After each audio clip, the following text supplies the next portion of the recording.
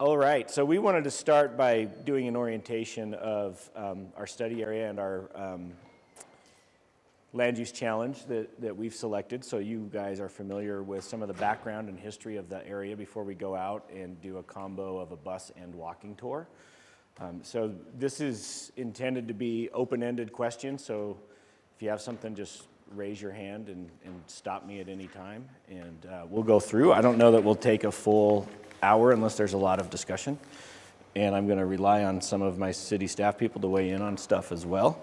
But let's just start with, and you guys all have this in your packet so you can follow along. I think this might have been an updated slide, but really what it comes down to is that we are looking at removing zoning barriers and identifying tools that can help us promote housing in what is called our East Downtown neighborhood. We've had some growth in this area, but we think that there's some better ways to do things. Just to orient you to the nature of the city, the red box is our study area. I think it's 16 blocks or something like that, so about 160 acres of land, excluding streets. It's located about just to the east of downtown and just west of the University of Utah. Both of those are two of the largest trip generators in the state of Utah. The university includes not only the university, but the medical campus, research park, which is kind of a spin-off of the university. I think all in, there's something like 60,000 trips on any given day to the University of Utah, and a pretty similar amount to the downtown area. The city boundary is in black. One of the things that people may not know about Salt Lake City is that when you look at the county, we're actually a relatively small land area of the county. I think we make up right around 15% of the total metropolitan developed area, not including the mountain ranges and the canyons. Although we do have City Creek Canyon in our cities, which is one of our protected watersheds, and it's a nature preserve and recreation area. This is more of a zoomed in area of our focus area. You can see that this area developed as primarily has housing for workers in close proximity to downtown. It was a streetcar neighborhood. When the city was originally platted in 1847, it was platted with 10-acre blocks with 1-acre lots on them.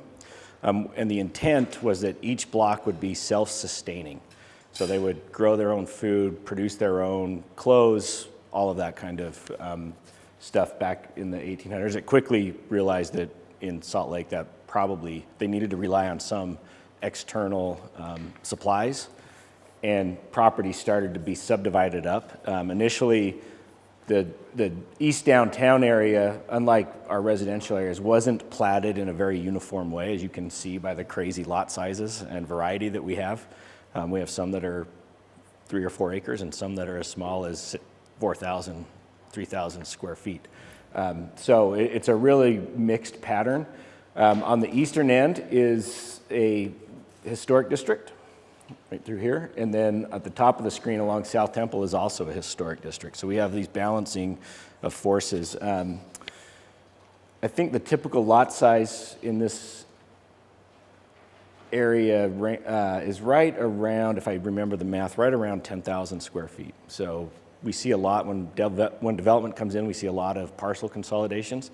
And as we go on our tour, you'll see some of the pros and cons of that, because we do get some pretty massive buildings.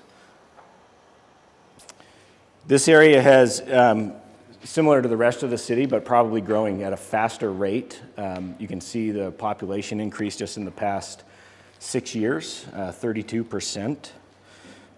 This is beginning in 1960 was kind of the low point for population for Salt Lake City after World War II. Just like many cities, we saw a lot of people move out as the suburbs developed.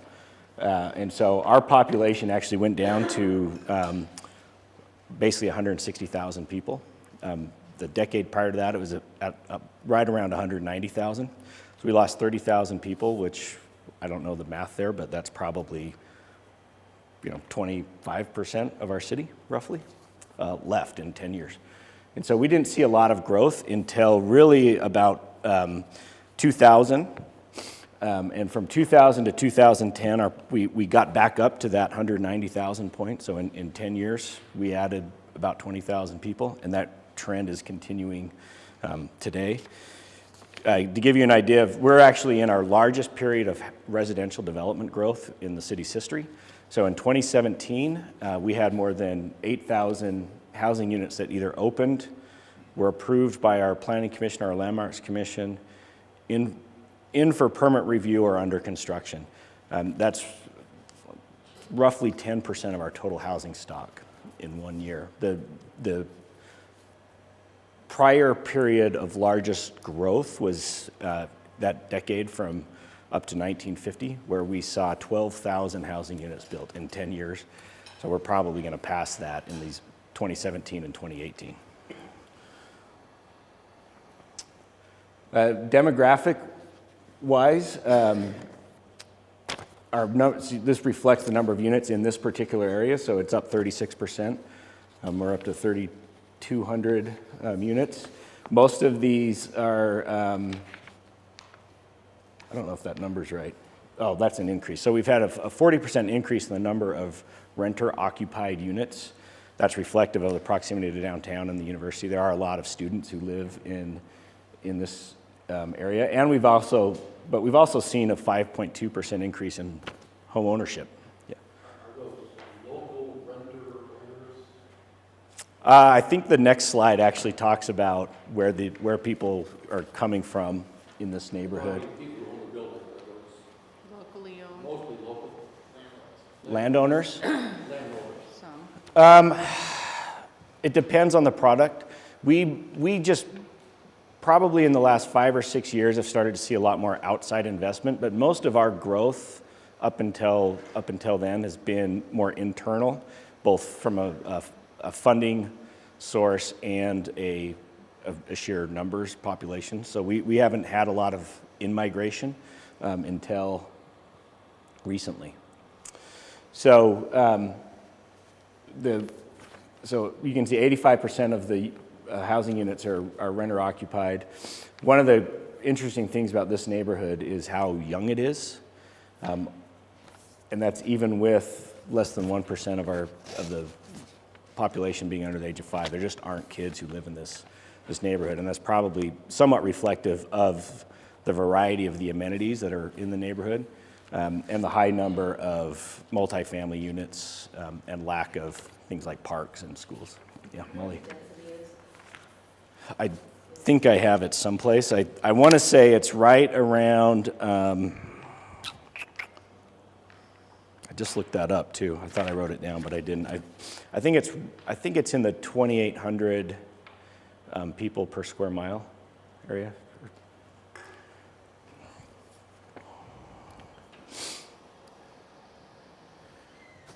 So one of the other characteristics of this neighborhood is the relatively low median household income.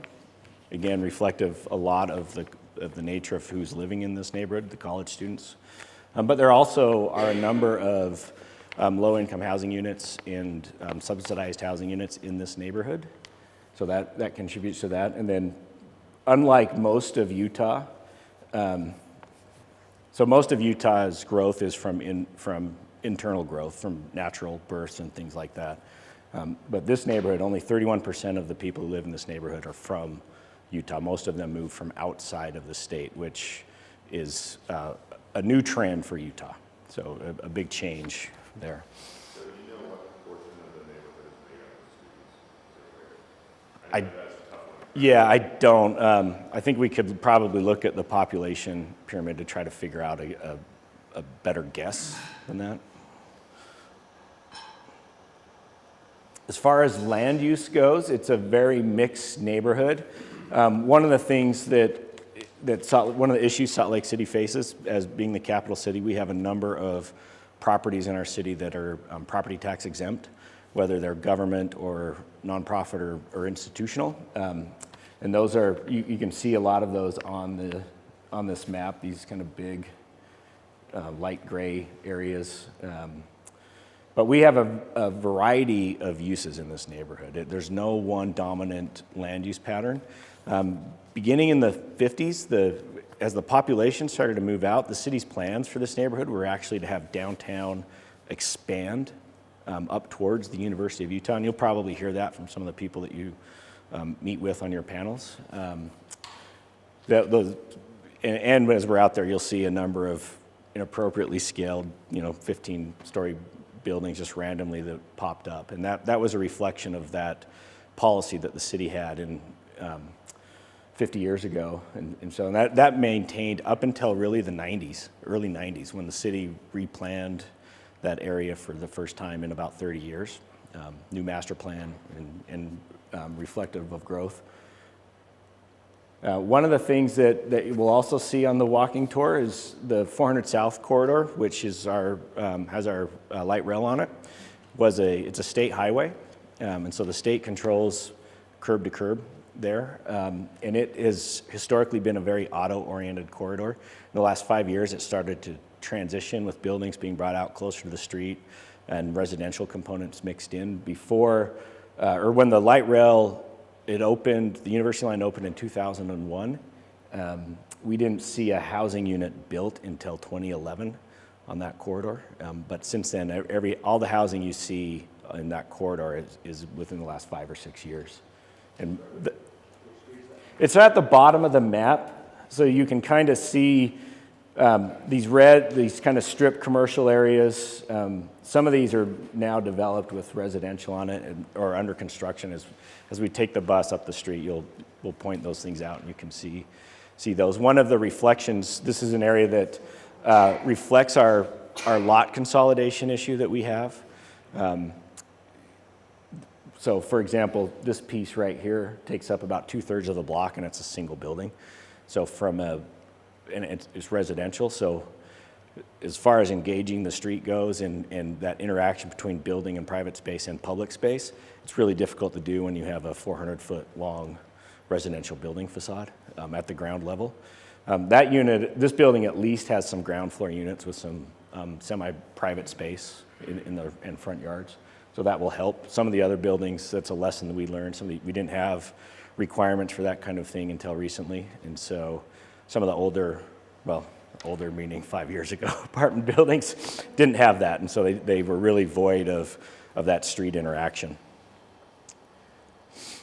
The zoning has pretty much been the same with the exception of the 400 South corridor since 1995.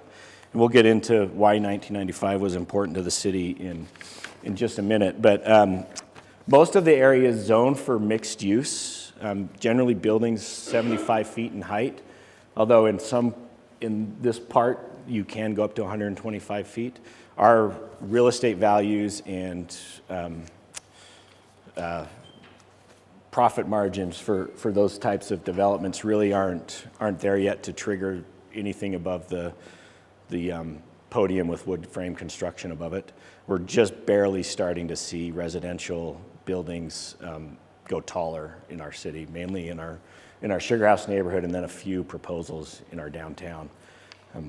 So what we see are, like I said, the podium and stick frame construction, which is what our market can support. The hashed area, again, are the historic districts, and there's a lot of development potential there, and as we become more built out as a city, that pressure increases, and there's a reason why some of those parcels haven't been developed, because they're very difficult to develop. For example, when you get to a slide that shows kind of where our utilities are, you'll see why on some properties they are very difficult to build on. So the development pattern transitions from the west to the east towards the historic district is generally lower, although there are some 5 and 6 story buildings in that area and some potential for others. And on our tour, we'll point out some projects that the Landmarks Commission has approved that help us with some of our housing issues. One of the things I want to point out is South Temple Street, which is where you'll be meeting in a building later today when you have your roundtable discussions. It developed as our kind of mansion streets based on all the mining money that was pulled out of the canyons in the 1800s. And so you'll see a lot of large mansions. In the 70s, some of those mansions started to be demolished and replaced with some very large buildings. And that triggered the historic preservation program in the city, and our first historic district was that South Temple Street. And we've been able to maintain the character of that street for the most part, but also allowing infill development in appropriate locations. So this is a figure ground study of the area that kind of show the variety of footprints that we have and our unused space. One of the things that a 10-acre block does is that it makes it really difficult to utilize some of the interior spaces. Some of those lots are 330 feet deep, and so with maybe 50 feet of street frontage. So a really difficult parcel to develop on, and really difficult to write a zoning ordinance to promote development on those those types of parcels. And you can see some of these big areas, and we'll walk through some of them. Most of them are surface parking. And so there's a lot of opportunity, and there's a lot of opportunity in places that don't displace either local businesses or residential, existing residential. One of our challenges in this area is preserving our already affordable housing in this area, which tend to be located in the older buildings, older apartments, things like that. On the little streets like Denver Street and Burn Street and Paper Streets, or? No, a lot of them exist, and they're there. They're a mixed bag of some very informal streets. Most of them are actually private. Yeah, so it's kind of interesting how they've developed, but basically at previous points in times, you can see where somebody's made an effort to develop the inner portions of the blocks, and that's usually with these little courts. Some of them do go all the way through the blocks. Most of them are only go halfway through because at the time that property owner didn't control the property on the other side, and that's what we got. So a lot of the inner court streets in this neighborhood were not purposefully planned. They were more of a result of the nature of the lot size and the block size.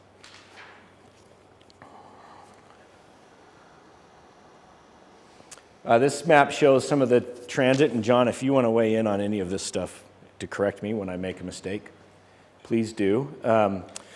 So this neighborhood is very well served by transit, a mix of the light rail on 400 South and buses. It does include some regional kind of express buses that go through the area but bypass and don't have any stops. The primary bus route is on 200 South, and it's a 15-minute service. Is that right, Joan? And it was recently, I think last year, we worked with the Transit Authority to update and upgrade all of the bus stops on 200 South. So I think all of them now have a shelter and benches and things like that, so that they're more conducive to waiting. Particularly we're a climate of extremes, so we have really hot summer days and really cold winter days, and so the shelters really help get people out of either the snow or provide a little shade or break from the wind. So that's a big improvement. Get in. Maybe just because a lot of us walk to and from there, can you point out where Stanza? Yeah, let me find it. So Stanza is right here. Okay, so we walk, that's 300? Yes. Yeah, so Yep. we walked east on 300. So that you next to it is that apartment courtyard, because we were talking about that. Yep. Yeah. So our blocks measure 660 feet by 660 feet, and our streets are, technically they're 131 feet, but everybody calls them 132, mainly because we discovered a surveying error when the 400 South Light Rail line was building, we realized everything was off a foot. And so instead of trying to correct every single parcel in the city, we just corrected the streets. So it's really 100, not that it matters, but 130 feet wide streets. What kind of parking ratios do you require? So along our transit corridor, we don't have any parking requirements. The residential uses are being built right around one stall per unit. From what we've heard from those operators of the apartments, their utilization is about 0.8. So they're about 20% overbuilt even at one stall. So that's a change in market for us. And it's what we find in our multifamily citywide is that when they have a good mix of transit, not just rail, but primarily bus, you see the parking ratio, utilization rates go down. So in another part of the city that has a ton of new development, and it's called the Sugar House neighborhood, we actually see a higher parking utilization rate of a little over 1 in those apartments. Because it's not as transit rate. It's what it's missing really is the bus service. It's got a streetcar line that goes to it, but it's the bus service that it's really missing. Is So- the no parking for residential only? Nope. Because- Well, right here, we are looking at putting a third arts and culture building there. And they're being told they have to put underground parking. On the Library Square block? Yeah. Yeah, that's because They of, have to add, it's a public land zone and it has but it's on the zoning. transit line. Yeah, so we can talk, but we have a reduction because their proximity to a transit station applies, they can reduce by 50% in any zone. So there will be some parking requirement, and we probably meet it with the parking garage that's under the library, honestly, so. I have not heard that, so it'd be good to circle back with that. Sorry, I didn't mean to leave you that. It's all right, I just want my arts and culture building. Done. I want parking to get in my way. All right. Again, this is our bicycle network in this area, and we're going to go by the variety of it. 300 South, for those of you who walked or even took an Uber down 300 South, you saw the protected bike lane. I think I don't know, John, if you want to talk about the protected bike lane at all. I know it was before your time, and it was a fairly controversial installation in the city. Still is. Well, I'll let the mayor explain. So shop owners along 300 South and the YWCA along 300 South had great concerns about access to their shops. For instance, like the YWCA, mothers are getting out of their cars right next to the lane of traffic and trying to get their kids out of their cars and they go up to the YWCA and they don't like the proximity to the danger for them and their families. So that was an example.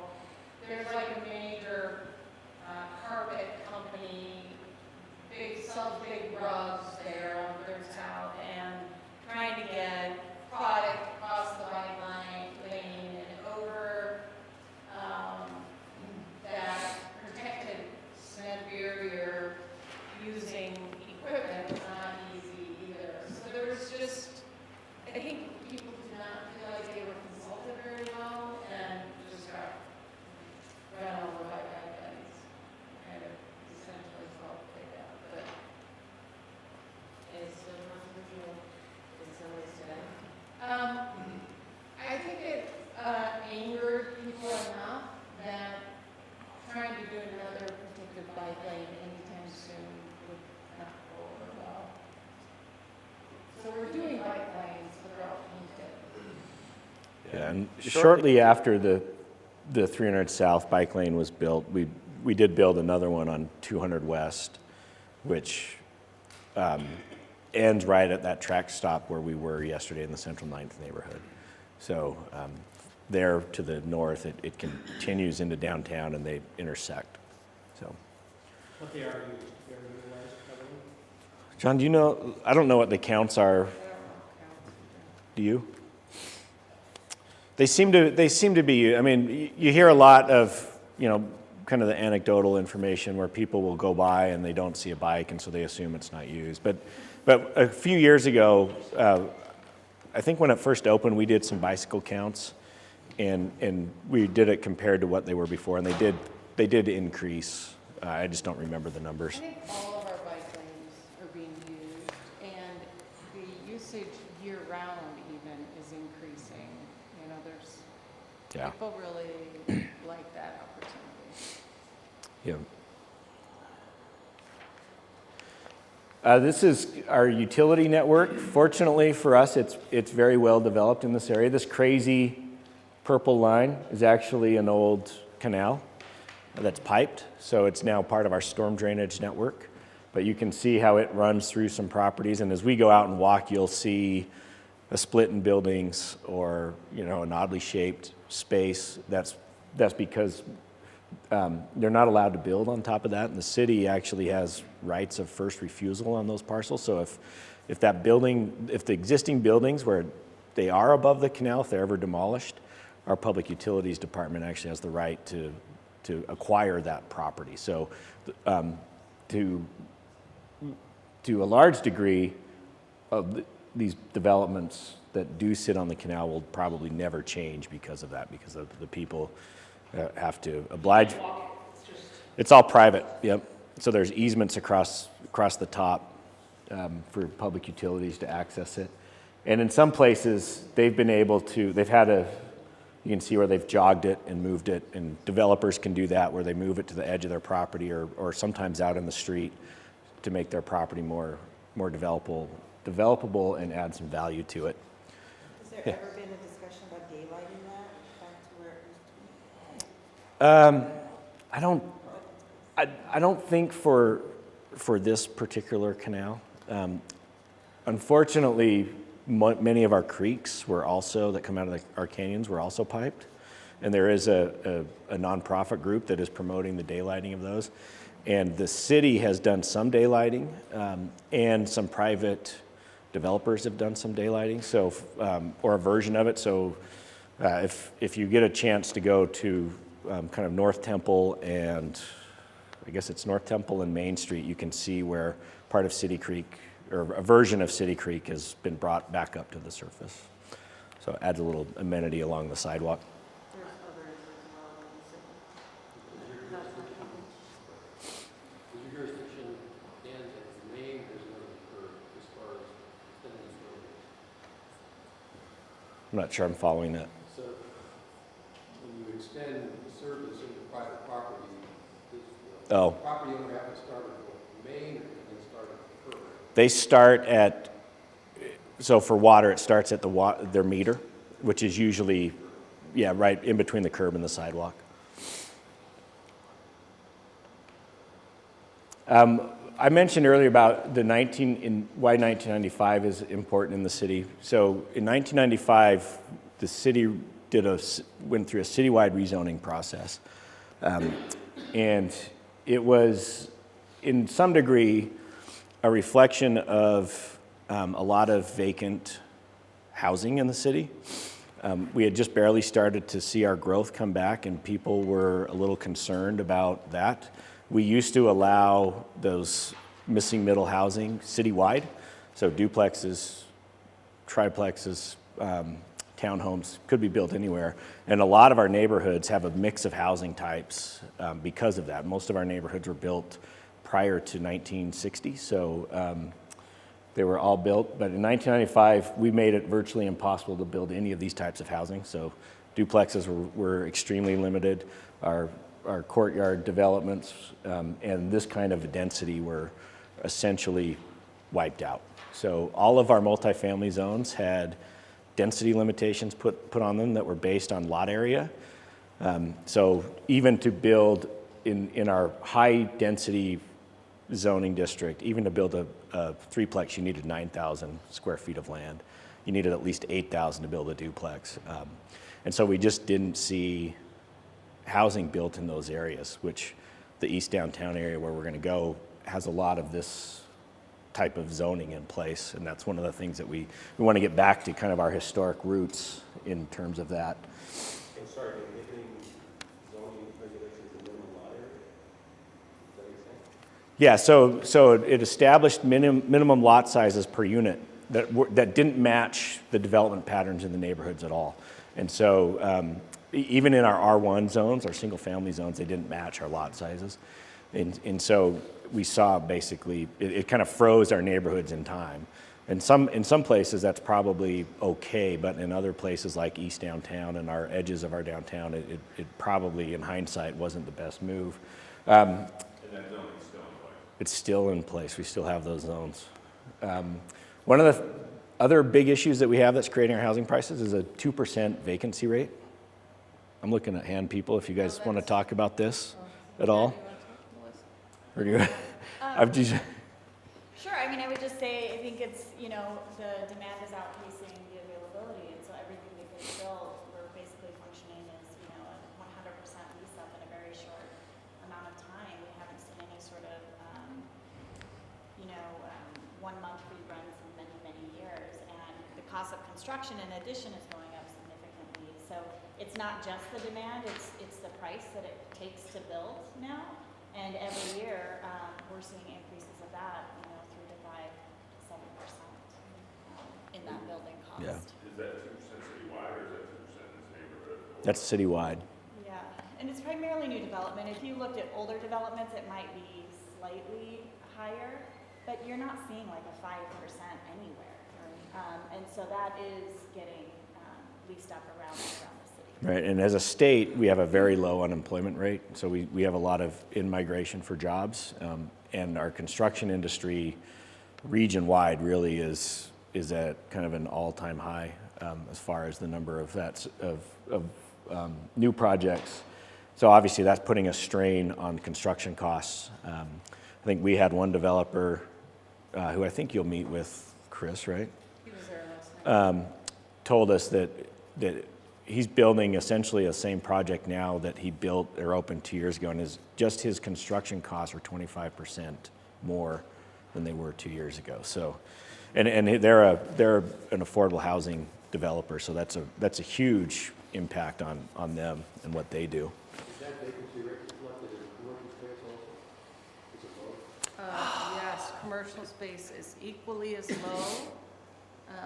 And in the region, this rate. So for the first time ever, the housing stock is not keeping up with demand in the region. So it's not just local. Right. We're short probably 45,000 housing units that are affordable in the county alone. So just our county is, very short on affordable units. Yeah. One of the things that we are starting to see for the first time in our city too is spec Class A office space. So we have never really experienced that, and we have a spec office building under construction. I think it's 180,000 square feet in Sugar House, and also 2 that are going through the leasing process right now in downtown, which we went by on the train yesterday. I think it was 460,000 square feet, something like that. Some of the other factors that have contributed to our housing issue is that we have some competing values in the city, right? For those of you who deal with planning, it's kind of shocking, but we have city policies that want to preserve our neighborhoods, and we have city policies that want to build out new housing. And so we have to balance out those values and find ways that we can do both. And it's been a real struggle. And just as an example, we've been struggling for years to try to get a workable and usable accessory dwelling unit ordinance in the city. We have one. It just hasn't produced anything. And so we've been going through those discussions with our community and our neighborhoods, which for the most part, the people who are at least engaged don't really want them. And our council is kind of mixed on that. So hopefully we'll get a better conversation shortly on that and get a workable ordinance.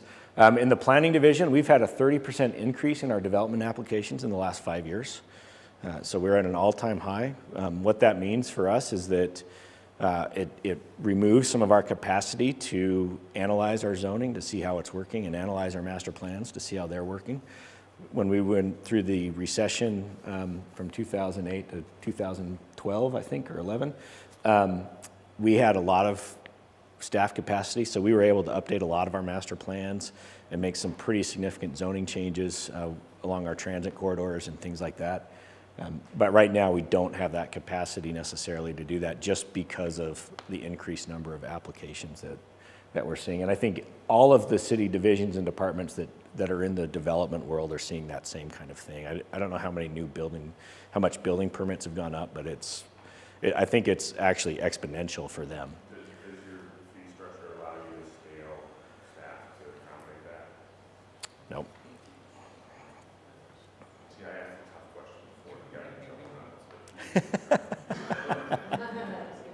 this. And then we talked a little bit about this, underutilized mid-block areas, and then also we want to find ways to preserve our existing affordable housing. So we don't want to make, for example, zoning changes that suddenly are going to promote the demolition of some of our older housing stock because now they can get more units. We want to find a way to balance that out. Random question, how much, or historic districts, how many do you have in the city, like how much land area? How much land area? So I think we have, we have 6 main historic districts. 2 of them are in this neighborhood. The largest one is actually the Avenues. It has, I want to say it's close to 3,000 properties. It's a really big historic district.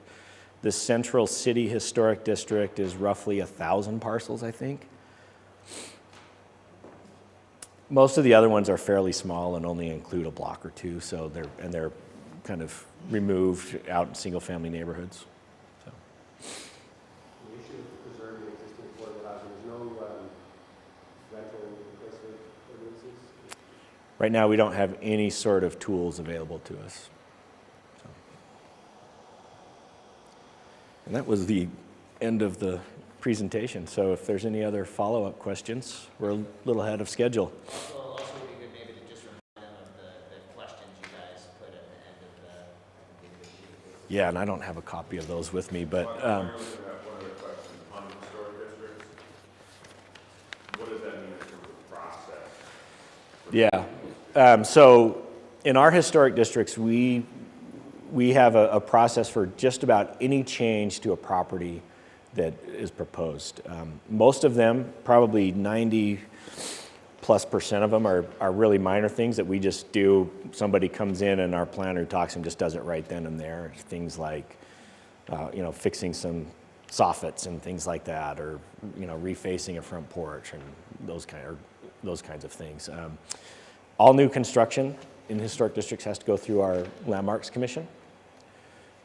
We recently, and hopefully actually today, our city council will adopt 2 new updated ordinances for our historic districts. The one that reviews that establishes the standards and the guidelines for new construction, and for demolitions, which has been, and we're actually going to go buy one of our infamous properties, 2 of our infamous properties in the city that have been kind of subject to a demolition ordinance that just isn't workable. So hopefully those things happen tonight with our city council. They've been years in the works, so. I think our historic reviews account for roughly 25% of our workload in our division, so,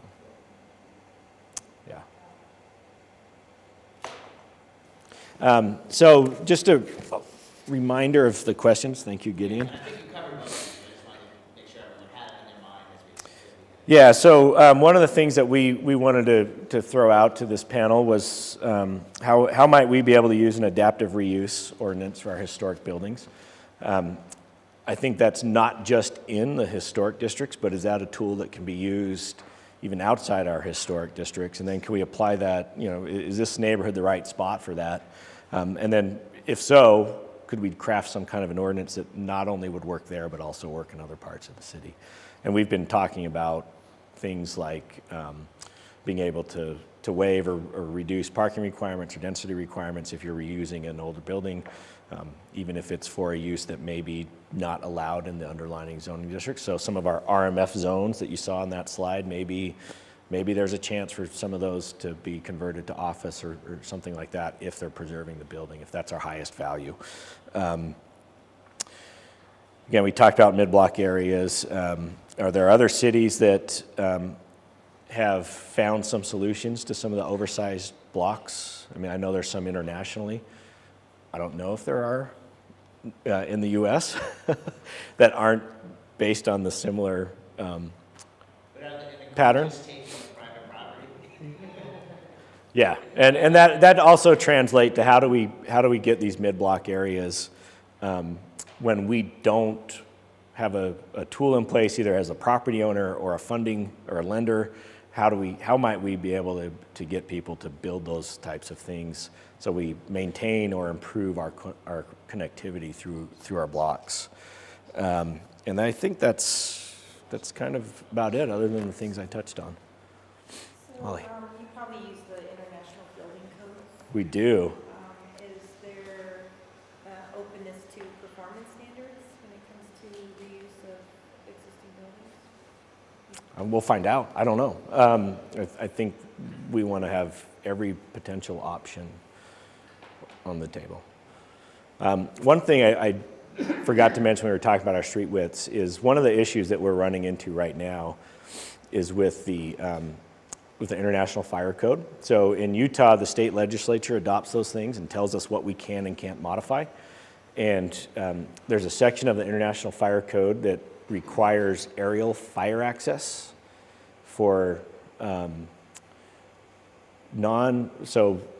for commercial buildings, which includes multifamily, when they are more than 30 feet from the curb and more than 30 feet in height. And this is the neighborhood where we're running into this problem, primarily because we have very wide park strips, some decently wide sidewalks, and then 15 to 20 foot building setbacks. And so we're already above that 30-foot distance from the fire lane. And so what that means is that somebody would have to build their own fire access road on their property. When we have really narrow lots, that's impossible. And so we're essentially have restrictions on what can happen, or we have to assemble large parcels. And so that's something that I think on the tour, I think somebody from fire was going to try to be there, or at least be there for one of the roundtables.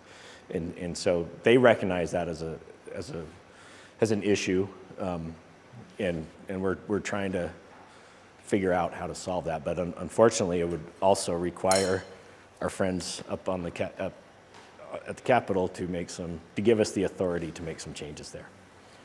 So, You know, the ISO, what is the ISO rating? what's that? ISO rating, the fire readiness. I don't know. That's probably a question for our fire chief, who will be at your meetings later today. Yeah. Is it possible to get ownership, property parcel ownership?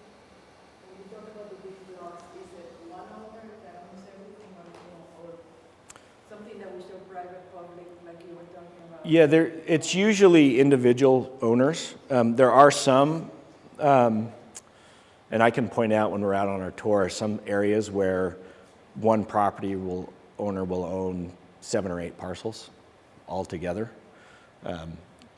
Is that what you're getting at? So it's really a mix.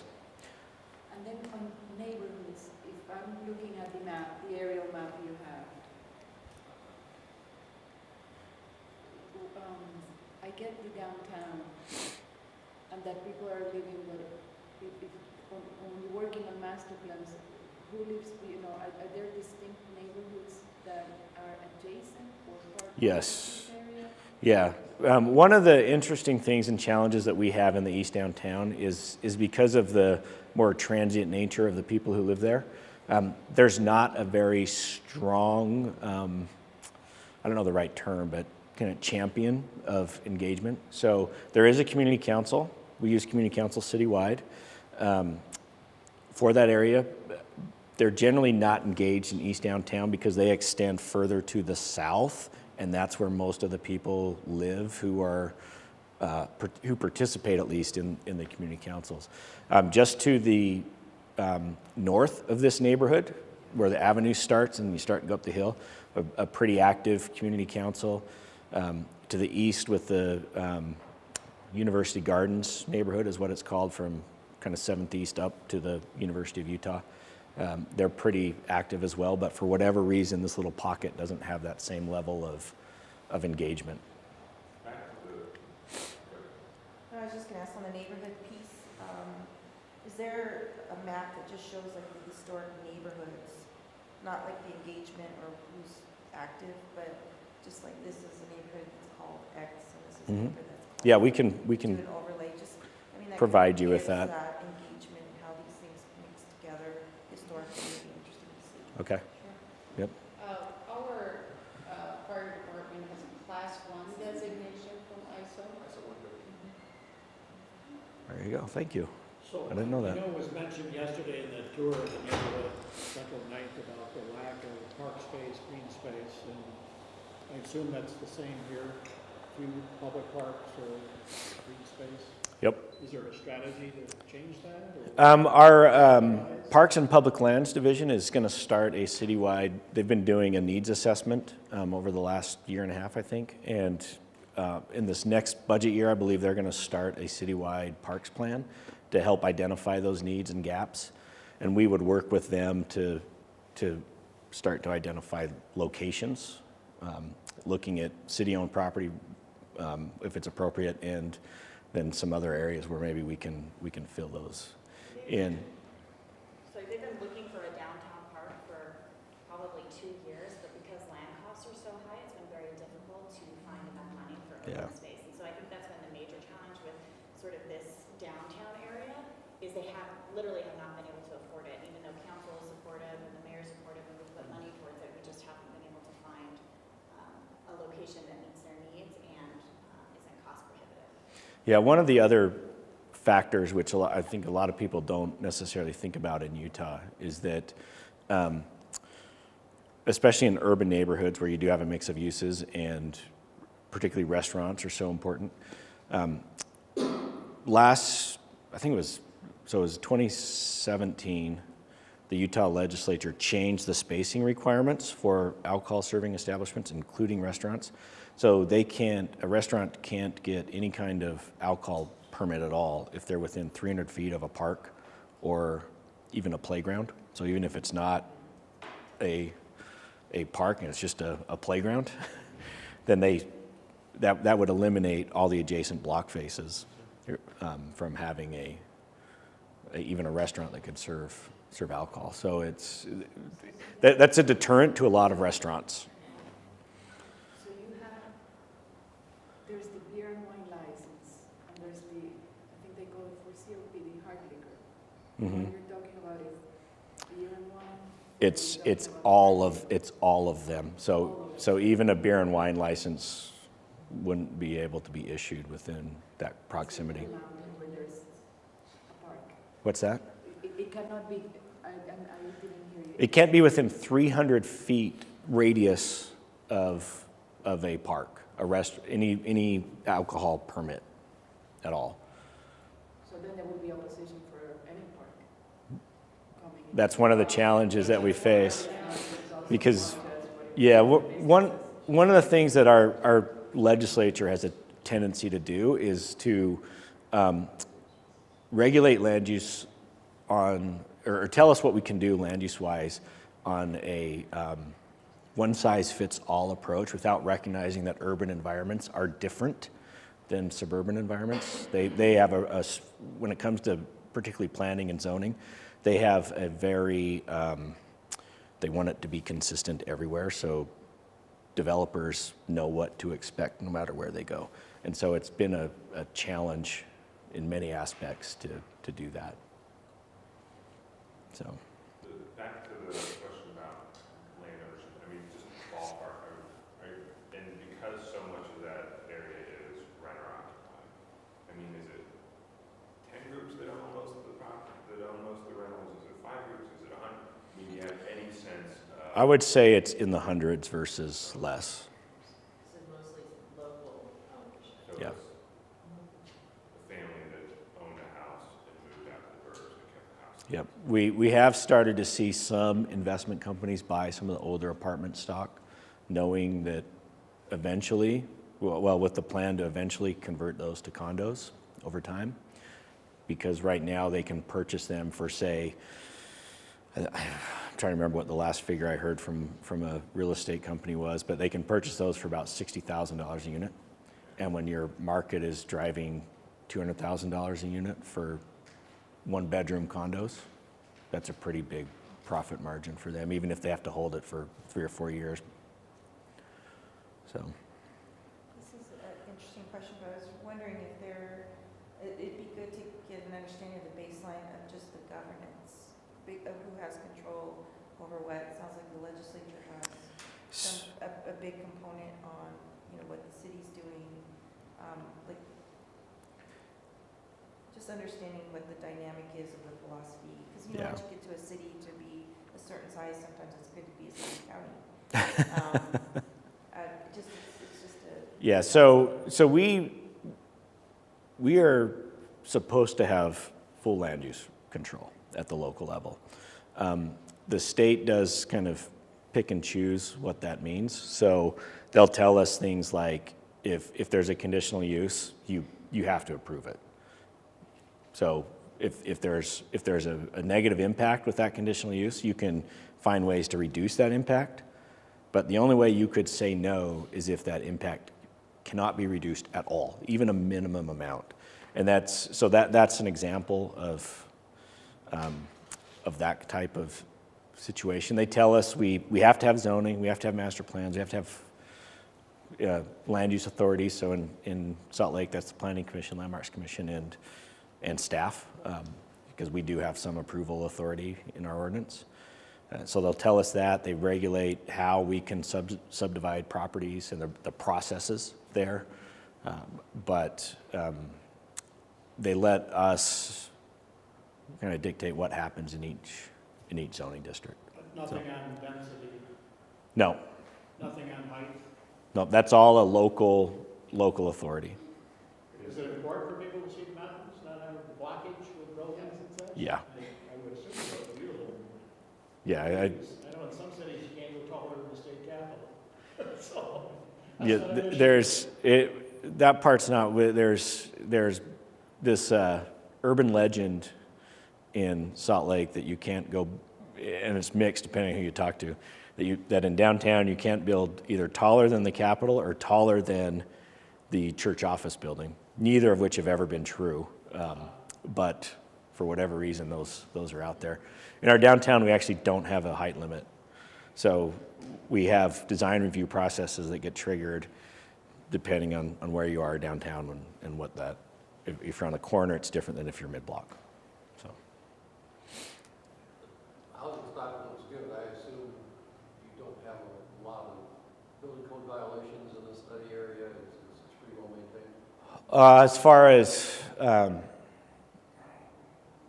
mean, obviously, a lot of the buildings don't meet current building code, but yeah, we don't have a lot. I think citywide, I want to say that we have 600 boarded buildings. Not all of those are residential, so we don't have a huge issue with that. You'll see some actually out in this neighborhood. We'll point them out, but those are ones that have been. They basically are absentee property owners and have been boarded up for 20 plus years. How long does it take you to take those properties and sell them for tax makers? Well, if they maintain them as boarded, then we don't touch them. You don't do a blight designation? No. Molly. Just a question, why did you pick this particular block area as opposed to someplace else in the city? I think we did it because it's one of those areas where, as a city, we've struggled to, I think, historically, to pay the right attention to this neighborhood. We've always kind of let it be and let it develop as is. And I think now we see it as an opportunity to help us particularly accommodate some of our growth. And because of its strategic location between the university and downtown and the transit access, we think that it's a desirable neighborhood to live and could be an even better neighborhood with some additional improvements in it. How far is that from the university? I mean, since we walked last night, I got since from downtown. I think from here to the university is roughly 2 miles. So a block. So yeah, just a few blocks.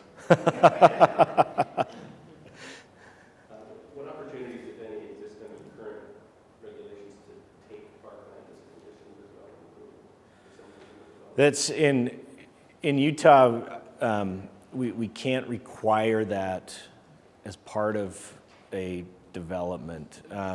We cannot unless it is part of a residential subdivision over a certain size. And I'm trying to remember that exact code because we don't have to deal with it because we never see 200 unit single family subdivisions, right? We haven't seen one of those in 40 years in Salt Lake, so we just don't deal with that.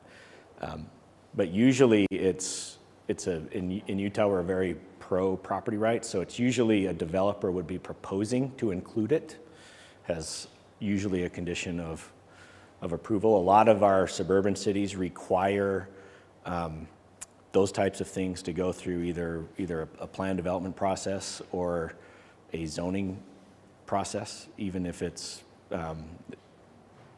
single family homes. So that's how they get that, because they can leverage the zone change to do that. So if it's a matter of, I guess what you're saying is it's not a requirement right now, but it could be, there would be the appetite to require it as long as there's some leverage into people getting something.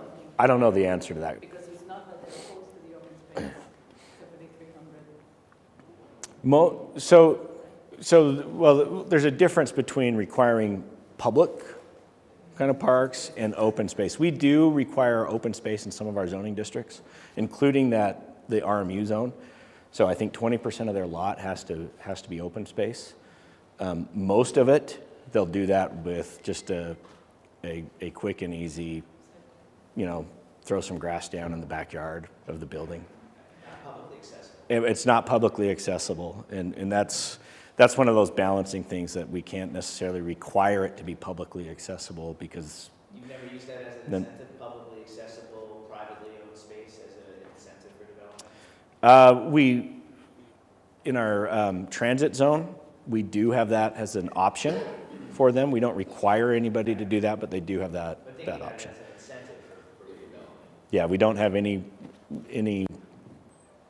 kind of tools to help us get to that incentive other than negotiation with them. Density in return for building. Right. And that's, I think, some of the things that we hope to hear from this panel are what are some of those tools that we can look to incorporate and to help us. If those things were privately owned, would they count as parks in the state legislature's interpretation? Nope. Okay, so that is a worker. Yep. I was going to ask that question. Yeah. What's your regulatory framework for a park? Is it go to the vote of the people? No, so it's a zoning issue. So yep. So we allow parks in all of our zoning districts, and so it's just a matter of the city finding a piece of land and converting it to a park. In Colorado, if you designate a park, it goes to the vote of the people, and if you want to de-designate it, it has to go to the vote of the people. Very dangerous. So Yeah, it's we don't. We fortunately don't have that.